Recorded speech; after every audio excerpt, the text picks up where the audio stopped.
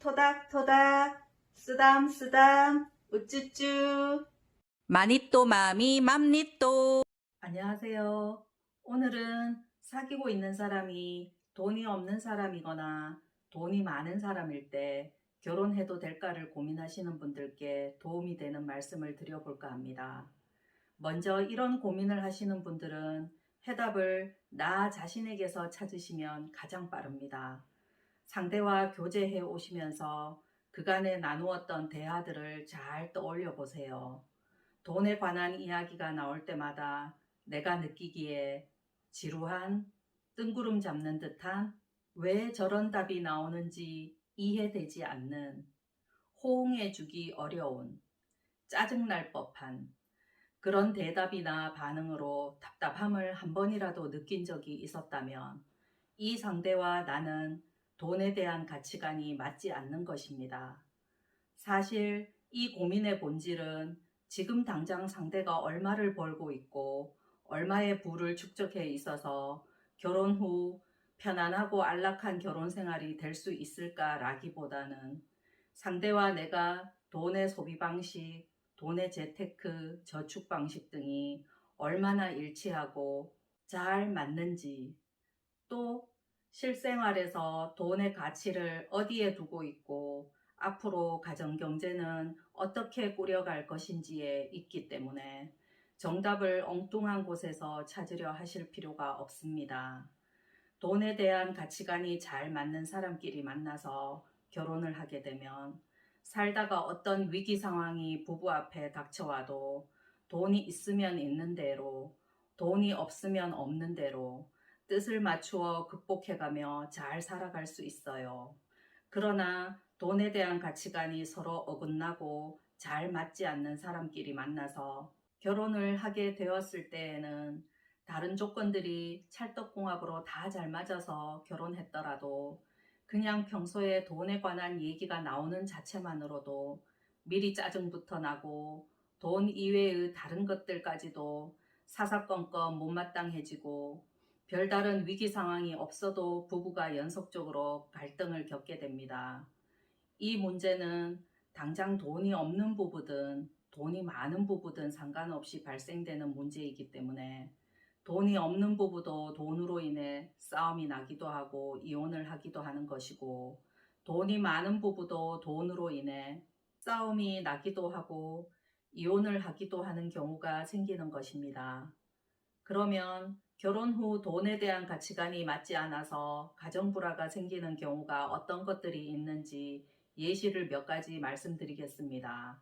첫째, 한 사람은 돈이 모이면 집 사고, 땅 사고, 건물 사고, 부동산 재산부터 늘려가는 것이 1순위라고 얘기하는데, 상대는 돈이 모이는 대로 인생 버킷리스트의 1번인 가장 젊을 때 세계 일주 여행을 다니는 것이라고 말하는 경우, 이런 경우 돈만 많다면 부동산도 사고 싶은 만큼 사고 여행도 가고 싶은 만큼 가면 될 것 아니냐고 생각할 수 있어요.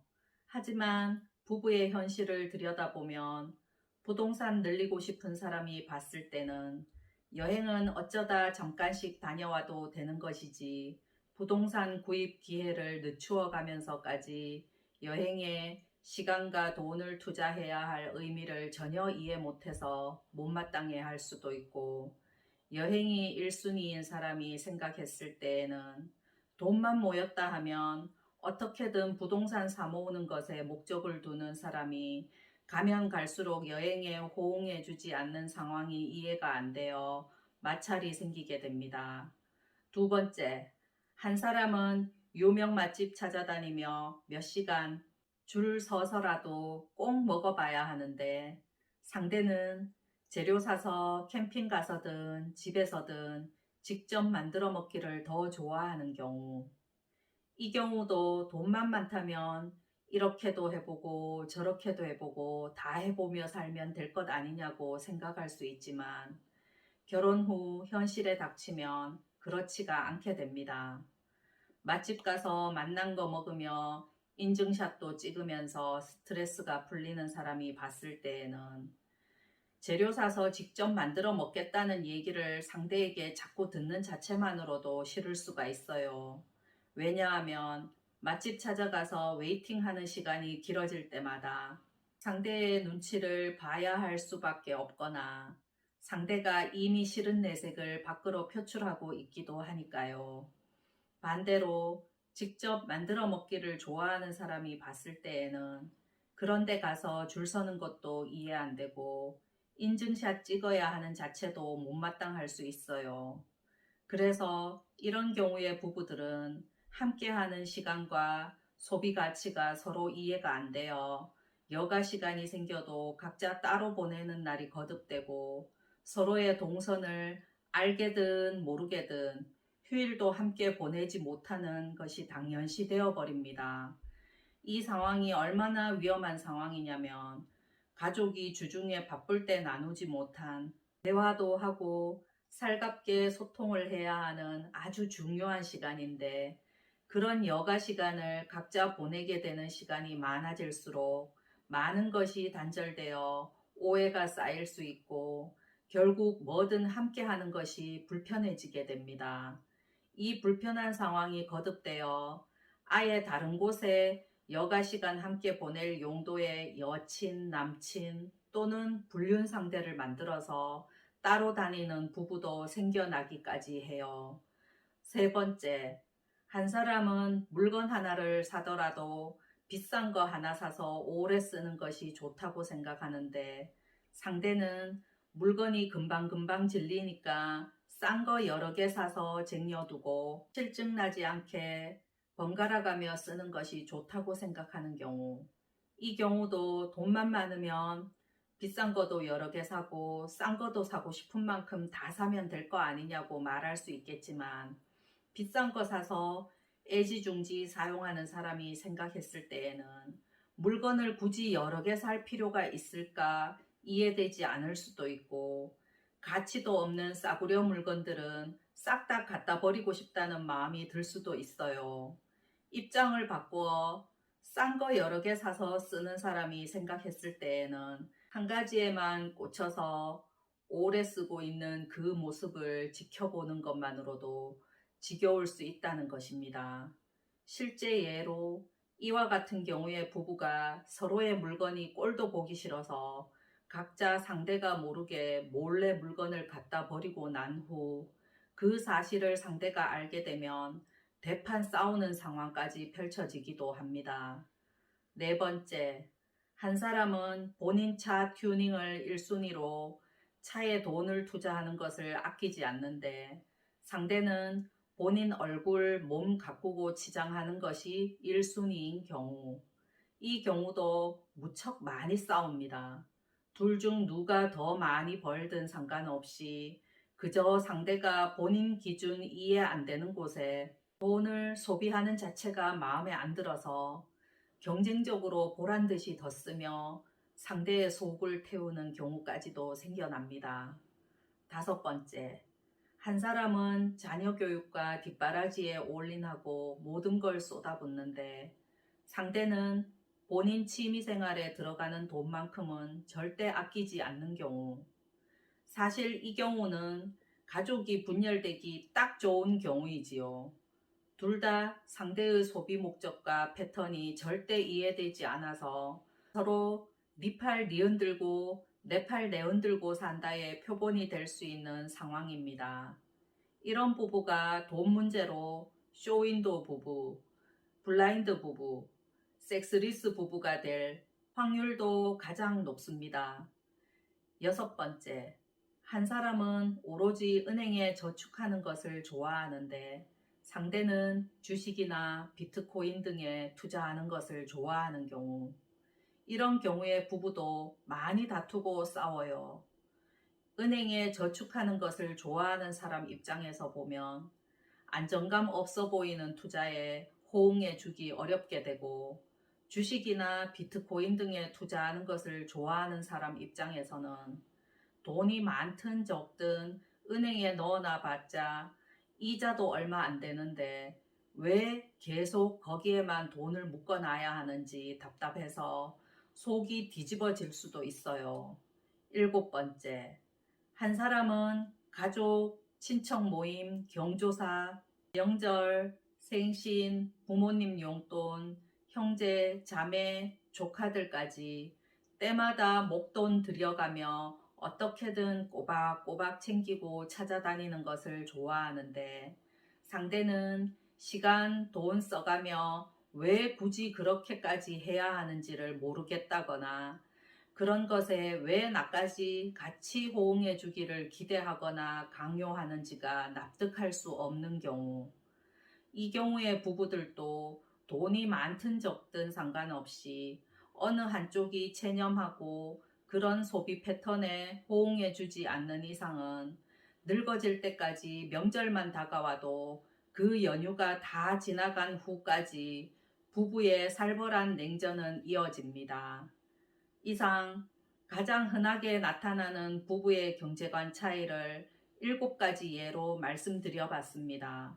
돈을 모으고 쓰는 경제관념의 차이는 실제 결혼 생활에서 그 가정에 돈이 있냐 없냐 또는 돈이 조금이냐 많냐로 문제가 불거지기보다는 오히려 각자의 소비 형태, 재테크 저축 방식에서 오는 돈에 대한 가치관의 차이가 클수록 가정 불화의 원인이 됩니다. 그러니까 좋은 아파트 같은 평수에 비슷한 월 수입으로 살아도 어느 집은 부부가 뜻이 잘 맞아서 화목하고 항상 단합이 잘 되는 집이 있는가 하면 비슷한 조건인데도 이웃집은 돈 때문에 상대의 탓을 하거나 본인 비관까지 해가며 불화와 갈등이 끊이질 않는 집도 많아요. 이 문제는 내가 돈이 많다고 해서 아님 상대가 돈이 많다고 해서 혹은 둘 다 돈이 많다고 해서 해결되는 것이 아닙니다. 또한 결혼 전에 상의해서 결혼 후에는 각자가 알아서 따로 수입 관리하고 서로의 지출에 노터치하기로 합의 후 결혼을 했어도 실제 생활을 한 집 안에서 지켜보다 보면 남의 일이 아니기 때문에 눈길이 가고 신경이 쓰이게 됩니다.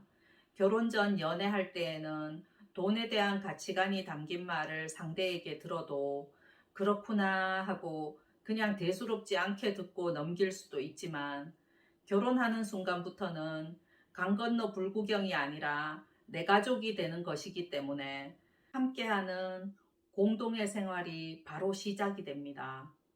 그래서 좋은 쪽으로든 좋지 않은 쪽으로든 서로의 소비 행동, 재테크에 대한 형태들이 상대에게 영향을 미치게 될 수밖에 없게 됩니다. 돈에 대한 가치관은 누구의 생각이 옳고 누구의 생각이 틀린 것이 아니라 단지 나와 그런 가치관이 얼마나 일치하는지 아닌지의 문제일 뿐이기 때문에 어떠한 방향이든 같은 곳을 바라보고 서로 뜻이 잘 맞는 사람끼리 만나서 결혼하면 누구든 행복하게 가정을 꾸려나갈 수 있어요. 그러니까 결혼 전 사귀는 단계에서 미리 각자의 돈에 관한 평소 생각들에 대해 심도 있는 대화를 해가며 자주 의견을 나누어 봐야 합니다. 사람마다 중요하게 생각하고 포기할 수 없는 1순위가 각기 다 다릅니다.